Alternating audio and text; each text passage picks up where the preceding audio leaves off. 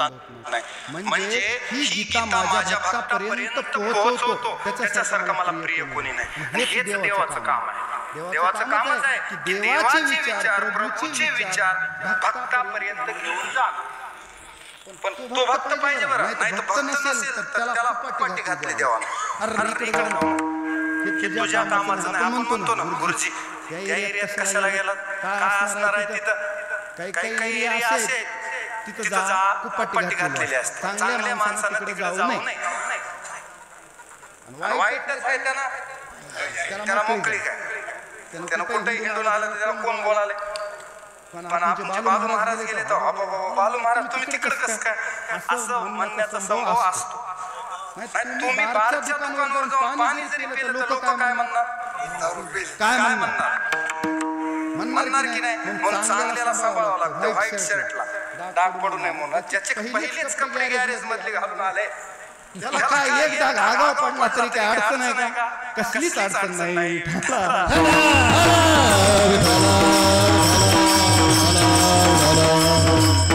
चारित्र्याला सांभाळलं पाहिजे. तुम्हाला एक उदाहरण सांगतो स्वामी विवेकानंदाचा. स्वामी विवेकानंद साध्या कपड्यावर अमेरिकेला गेले होते शिकागोला भगवद्गीता घेऊन.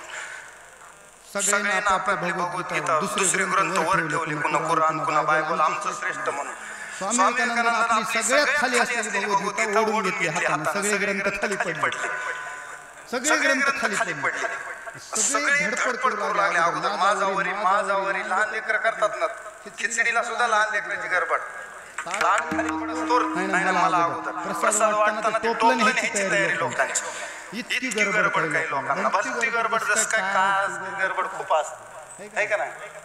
बरोबर म्हणजे खालच्या भाषेत सांगतो, कुत्रा पळत सारखाच पळालेला असतो. आपण त्याला चलणं माहितच आहे की नाही. मला तर वाटतं काय त्याची घरी बायको आजारी आहे, कशामुळे एवढा पळत असेल. सहज चलणं नाहीच कुत्र्याचं, पळणंच. इतक्या खालचं तुम्हाला नाही कुत्र्याचं सहज आठवलं.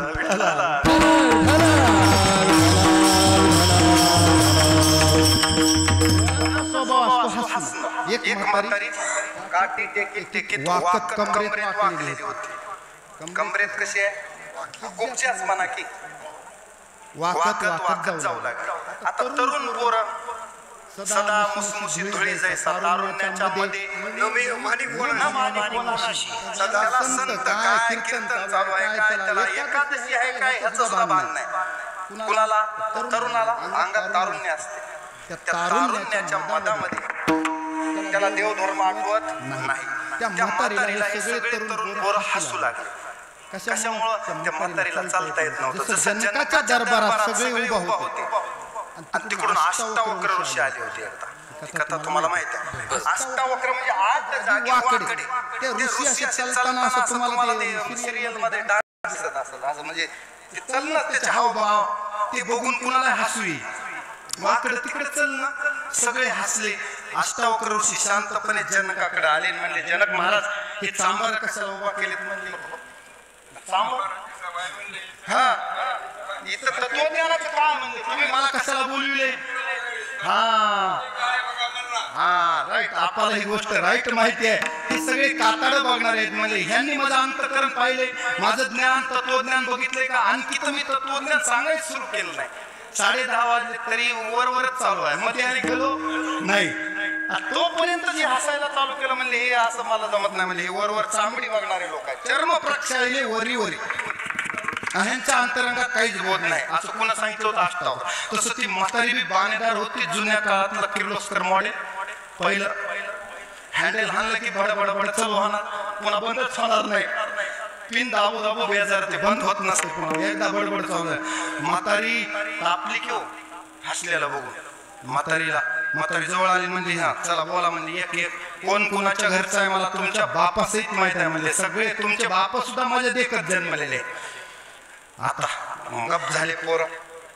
म्हणजे एवढंच उत्तर सांगा तुम्ही मला का हसला. त्याच्यात एक जण जरा जास्तच तवळखोर होता.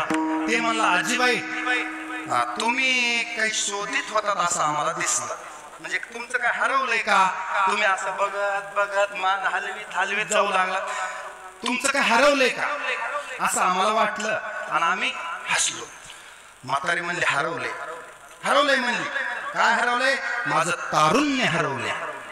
आणि ते आता मला भेटत नाही. मी किती जरी शोधलं तर मला भेटत नाही. पोरांचे डोळेच खडकन उतरले. असलं बाणेदार उत्तर म्हातारीने दिलं. विठाला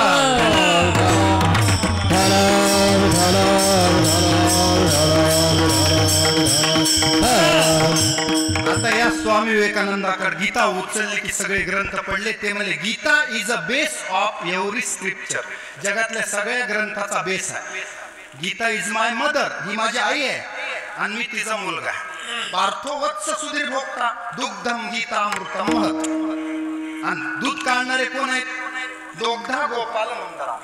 दूध काढणारे. वेद उपनिषदाचं सार काढून दूध कुणाला पाजले? अर्जुनाला. अर्जुन वासरू झालाय. म्हणून आपण सुद्धा गीतेकडे जाताना वासरू होऊन जावं लागतं. तैसी दुबिन्नली जगापुरते श्रीकृष्ण गाय. देवानं वर्षाव केलाय हो. मी पाऊस सगळ्यासाठी पाडतो का अर्ध्याच लोकांना पाडतो? नाही नाही, काकाच्या शेतावर पाऊसच पाडायचा नाही असं भेदभाव करतो. आपाकडे सगळ्या यावर्षी पाऊस देऊन टाकायचा असं म्हणत नाही. त्याच्याकडे समतोल आहे, तो सगळ्यांना देतो. तसं देवानं गीता सांगितली, त्याच्यात काही अडचण नाही. ती मग तुम्हाला म्हणलेली कुपाटी ती अभक्तासाठी होती. इदम ते ना तपस्काय ना भक्ताय कदाचन न चा शुश्रूषे वाच्यम न च माम योभ्यसो येते. ती कुपाटी ती होती. ती सांगायची राहिली तुम्हाला कुपाटी. माझ्या लक्षात आहे. आणि आता आपल्या विवेकानंदाचं उत्तर ऐकायचं. विवेकानंदाकडं गीता काढल्यावर त्यांनी सांगितलं गीता हा सर्व धर्मग्रंथाचा आधार आहे आणि तो वैश्विक धर्मग्रंथ होऊ शकतो. वैश्विक धर्मग्रंथ म्हणून कुणाला मान्यता मिळू शकते? Gita is a not scripture of Hinduism. Only Hinduism म्हणजे फक्त हिंदूची नाही. It is a scripture of humanity. म्हणजे संपूर्ण मानव जातीसाठीचा तो ग्रंथ आहे. मग तो त्याला देश काल पात्राचं बंधन नाही. कारण गीता काय? शास्त्र आहे. शास्त्र. शास्त्राचे सिद्धांत कुठंच बदलत नाही. तुम्ही अमेरिकेत गेलात तर सिद्धांत बदलतो का? सिद्धांत बदलत नाही. लक्षात ठेवा. आपले जी आर रोज बदलतात. सरकार बदलते. 40-50 खोके इकडे तिकडे गेल्या सरकार बदलते. आमदार फुटले, खासदार फुटले, दिल्लीचे सरकार बदलते. पण गीतेचे सिद्धांत 5,000-5,500 वर्ष झाले आपण गीता सांगून. आजही गीता नित्य नूतन वाटते. तैसे नित्य नूतन देखील गीता तत्व. महादेव म्हणतात पार्वतीला की नवीन नवीनच वाटायले. म्हणजे दरवर्षी बी ह्यांना बोलवलं ते नवीनच काहीतरी सांगायला. ते होतच नाही पूर्ण. बरोबर. ते तर हरु म्हणे निजे देवी जैसे का स्वरूप तुझे तैसे नित्य नूतन देखीजे गीता तत्व. जे ब्रह्मेशानी प्रशंसिजे जे संकादिकी सेविजे आदरेशी. अशी गीता आहे. कशी? जे ब्रह्मेशानी प्रशंसिजे जे संकादिकी सेविजे आदरेशी. एवढं म्हणजे ही गीतेची मत आहे. बाप बाप ग्रंथ गीता. जो वेदी प्रतिपाद्य देवता तो श्रीकृष्ण वक्ता जी ग्रंथी. असला वक्ता असल्यास आणि अर्जुनासारखा श्रोता असल्यास तो संवाद त्याला एक वेगळी किंमत आहे, वेगळी गोडी आहे. विठाला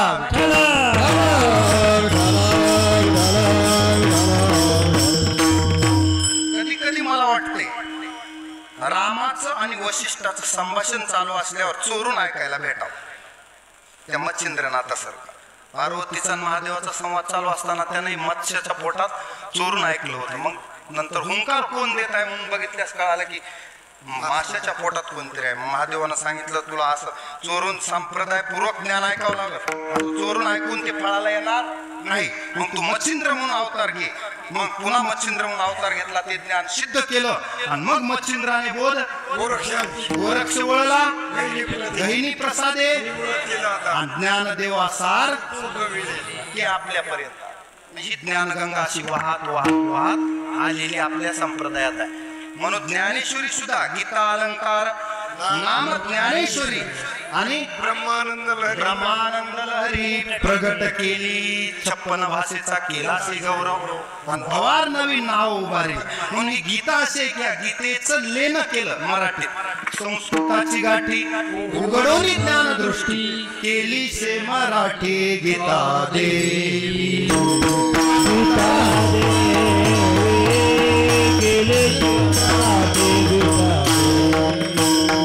गीता देवी केली से मराठी गीता देवी.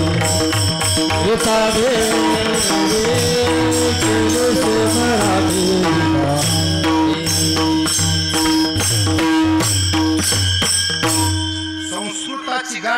आपल्याला संस्कृत समजते का? संस्कृत मध्ये गीता आहे, ती मराठीत माऊलींनी केली, त्याच्यामुळे आपल्याला सोपी केली. तुका म्हणे सोपी केली, सोपं झालं. आता ही भगवद्गीता, ह्या भगवद्गीतेचं महात्म्य किती जरी सांगितलं तर कमीच आहे, पण आपल्याला ऐकायचे नामदेवरायचं तोडून आता, आणि नंतर भगवंताचा विषय शेवटी ठेवलाय. म्हणजे तशी रचनाच म्हणलं करावं, म्हणजे ते सगळं थोडं थोडं तरी होईल, सगळं काय होणार नाही. पण हायलाईट कधी कधी कसं असतं, सुपरफास्ट बातम्या बघायला लोकांना वाटते पटपट ऐकाव काय आहे ते, हेडलाईन. वेळ कमी असो, कमी वेळेत जास्त बातम्या म्हणल्या सुपरफास्ट. विठाला विठाला विठाला विठाला विठाला विठाला. मग आता अशी भगवद्गीता जर आपण वाचली, बरं एखादा म्हणला मला वाचता येत नाही, नुसतं मी 2-3 वेळा उगं म्हणतो बाबा, काय म्हणतो, हा 3 वेळा म्हणतो, त्याचा फायदा काय? गीता गीता गीता त्रिवार बोलला, गीता गीता गीता त्रिवार बोलला, गीता गीता गीता त्रिवार बोलला, गीता गीता गीता त्रिवार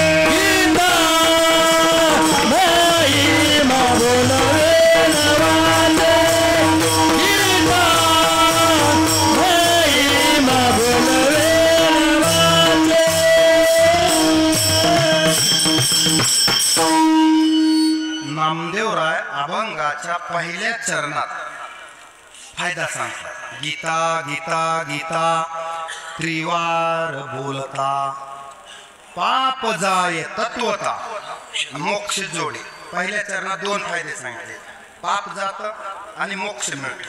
आणि आपल्याला काय पाहिजे, एवढंच पाहिजे. पहिले पाप घालायचे, मग पूर्वजन्मातले सुद्धा पाप असे जात नाहीत, आपल्या सोबतच येतात. जुन्या फायली काढीत बसतात. कोण? चित्रगुप्त. खातं कुणाकडे आहे? खाते वाटप राहिले का? पहिली 1-2 दिवसात कुणाला कोणतं चित्रगुप्ताकडे कायमचं खातं आहे, ते बदलत नाही. तुझ्यावर बसून देते कोण? त्याच्याकडे सगळं बाळ आहे, सगळं बाळ जुनं. ते राजस्थानचे लोक येतात की नाही, त्याच्याकडे मेमरी कार्ड असते. ते देव काय करते, काहीच बोलत नाही, आला जीव, त्याचं मेमरी कार्ड बघून ते चित्रपट बघते, यानं काय काय केले. मग केले कर्म झाले त्याची भोग आले, आगा कर्मीचे पुरावे, ते भोगावे यावे. पुन्हा मला म्हणायचं नाही मी भजन करत होतो, कीर्तन करत होतो, असं कसं झालं, ते मागच्या पावत्या वाचायचं चालू आहे समजायचं, पण त्याचा अर्थ निराश व्हायचं नाही. त्या पावत्या तुम्हाला सारावच लागणार आहेत. ते काही लाईट बिल माफ करणार नाही 30% 40%. आले मतदान दिलं म्हणून आता एक हाती सत्ता आल्यामुळे एखाद्या वेळी 30-40% होईल बी माफ, होत नाही. ठरविल्यास का पाप जाय तत्वता मोक्ष जोड. देव म्हणले मी 100% वीज बिल माफ करून देतो, सरकार मजा आलं पाहिजे. बोला तुम्हाला किती 1500 यायलेत का? 2100 करून टाकू. होत नाही का? अहो ती सुप्रीम पॉवर आहे. आजा मेळ भिल्ली तारिली कुंटीने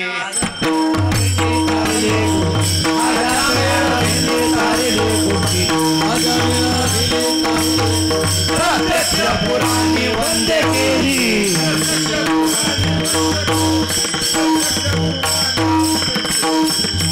आता एकेरी प्रमाण घ्या. आता गाऊन म्हणूच नका. एकेरी आजा मेळ भिल्ली तारिली कुंटीने प्रत्यक्ष पुराणी वंदे केली.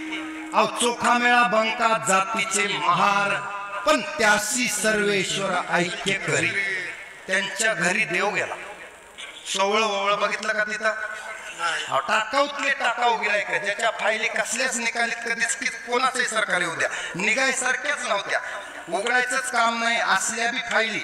ब्रह्महत्या राशी पातके अपार कसली फाईल आहे बघायला. कोणाच सरकारला निकालत निघत नव्हती. पण वाल्मिक किंकर वंदे केला. देव म्हणले उलट आता मागची फाईल जर कुणा काढली तर त्यालाच पाप लागलं. त्याच्या माथ्यावर ते पाप बसलं. आता मागचं आठवायचं नाही. बरेच जण काय करतात, उगाच कुणाचं तरी कुळ पाहायचं, कुणाच तरी मूळ पाहायचं, जुनं पाहायचं नाही. पांडव कुळाशी पाहता दोष. ऋषीचं कुळ आणि नदीचं मूळ विचारायचं नाही. विठाला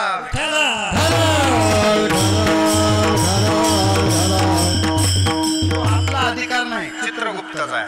आपल्याला त्याचा अधिकार नाही. नाक खुपशिण्याचा. सुप्रीम कोर्टाचा जे जज आहे ते बघल काय करायचं. आपल्याकडे काय नाही. आपल्याला काही वाटतंय आपल्या मनानं तर काय नाही. त्याची बघायची आणि ह्याची बघायची आणि आपलं चालू असते. मधले मध्ये आपल्या लहरी येतात. त्या लहरी तिथं चालत नाही. देवानं ठरविल्यास मला काय सांगायचे, पाप जाय तत्वता मोक्ष जोड. पूर्वजन्मातले जरी कर्म वाईट असले तरी सुद्धा देवाला त्याच्या मनात यावं लागते. सुदाम्याच्या अंगीकार याचा केला अंगीकार ज्यांचा केला नारायणे आणि निंदे तेही त्याने वंदे केले. जे निंदे म्हणून ठरविले होते ते वंदे केले. वाल्मिक किंकर वंदे केला. त्याच्यात हीच मी मागा सांगितलेली आधी सगळी वंदनीय यादी आहे. आणि त्यांचं चरित्र बघितल्यास निंदनीय. पण देवानं वंदे केलेत. मग त्यांना कोण आता वाईट म्हणू शकते? वा हरी कृपे त्याचा नाश झाला. त्यानं जर ठरविलं. सुदाम्याच्या प्रारब्धातच होतं गरिबी. लक्ष्मी त्याच्यावर रुसलेली होती. कुणावर? सुदाम्यावर रुसलेली होती. श्रीक्षय म्हणून सटवीनं अक्षर टाकून दिलं होतं. जाते एकदा अक्षर टाकलं सटवीची राती नवी संबीचे वाटे. त्या दिवशी सटवीनं जे लिहिलं आगा काय काही न केले जे ललाटी काय ललाटीचे लिहिले हा. मोडीला काही केले हा. काही गोरे पण धुतले पिटो नेणे. वा विठाला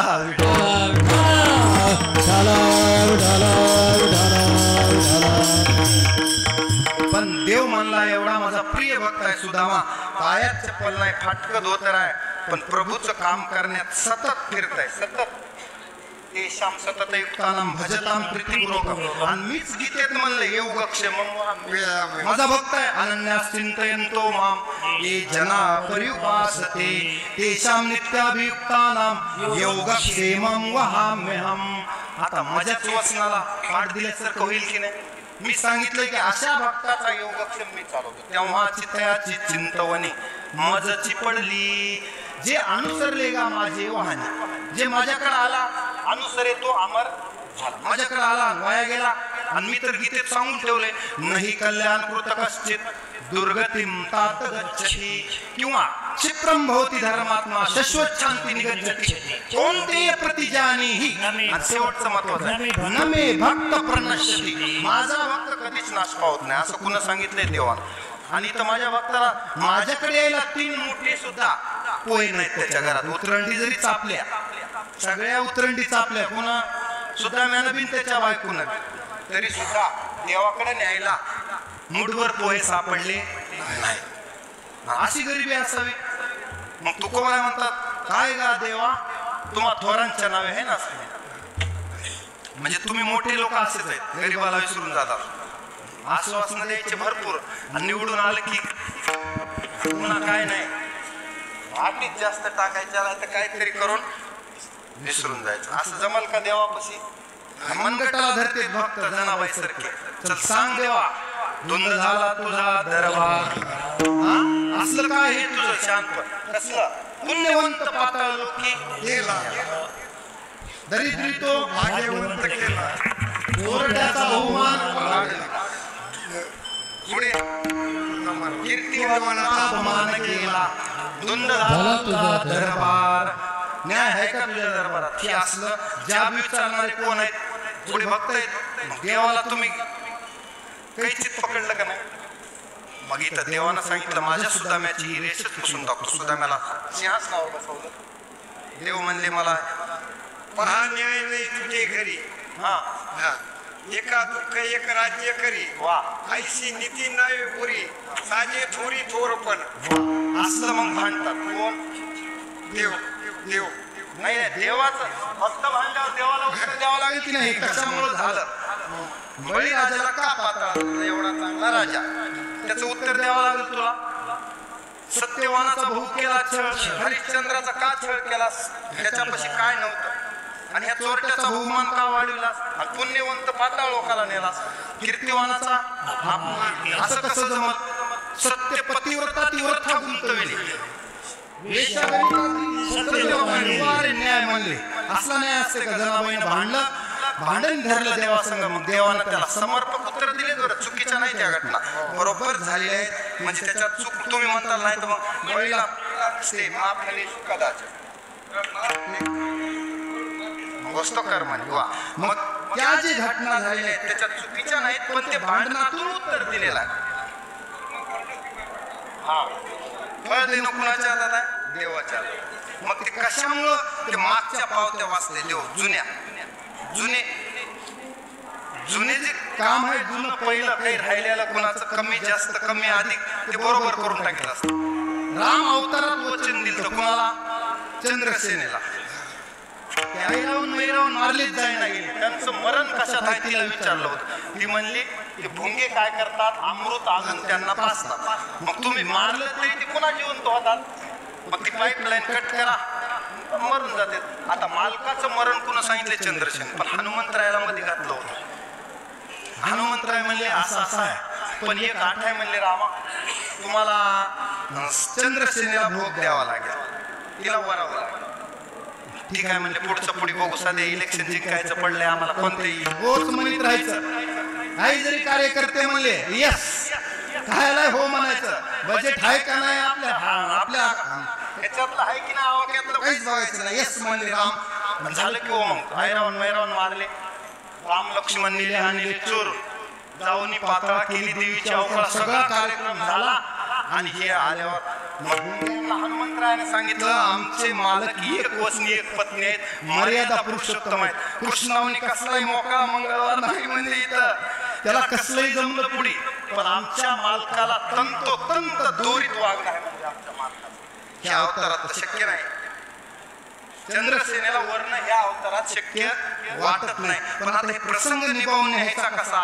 मग कुणाला तरी मीडियाच्या पुढे करावं लागतं. हनुमंतरायाला पुढे केला.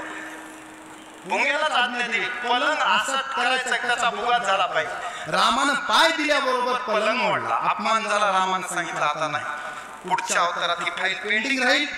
आता तुला वाट बघावं लागेल. आणि मग तीच चंद्रसेना पुढे सत्यभामा झाली. कुणाची? सत्यजिताची. हे चोरून नेलेला मणी प्रसेन तिकडे मारला. सत्यजिताचा भाऊ प्रसेन मारला. त्याचा मणी नेला समंतक जामराजानं जांबवंता. त्याच्या संग युद्ध करून तो मणी आणला. तो दिला सत्यजिताला. मग ती बक्षीस भेटली. कोण? एवढा खोटाना सत्यभामा ती भेटली. ते मणी चोरल्याचा आळ देवावर आला. इतका कुटाणा करावा लागला जुन्या अवतारातलं बरोबर करण्यासाठी.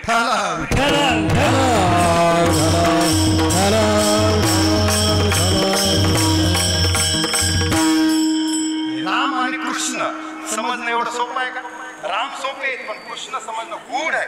कृष्णाचं चरित्र कसं आहे? गूढ आहे. म्हणून तर त्याला पूर्ण पुरुषोत्तम म्हणतात. तिथं कसलीच मर्यादा नाही. मर्यादाच नाही तिथं. भीष्माला मारायचे का? मी सांगतो शिखंडीला मध्ये ठेवायचं. काय होत नाही. काय कसं होत नाही देवा? सगळे पांडव म्हणले अर्जुन मला असले काम आम्ही करीत नाही. क्षत्रिय आहे आणि शिखंडीला मध्ये ठेवून युद्ध करणार नाही. देवानं सांगितलं ऐकावं लागतं, आवाजच करायचा नाही. अर्जुनाला युद्ध करावं लागलं आणि शिखंडीला पुढे ठेवलं. भीष्माला 10 दिवस एकट्या भीष्माने युद्ध केलं.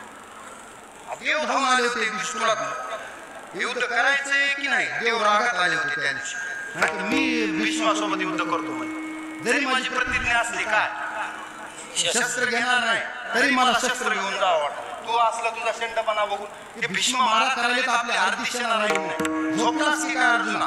म्हणून देव राग रथातून उठून चक्र हातात घेऊन भीष्माच्या अंगावर धावले होते. भीष्म म्हणले वा वा एवढंच पाहिजे होतं मला. माझ्या समोर जगाचा मालक चक्र घेऊन आला ह्याच्यातच माझी जिंकलो. आता सरपंचरी जरी पडलो तर आता हरकत नाही. माझा शेवट तो माझा बहु गोड झाला. आता मला अडचण नाही.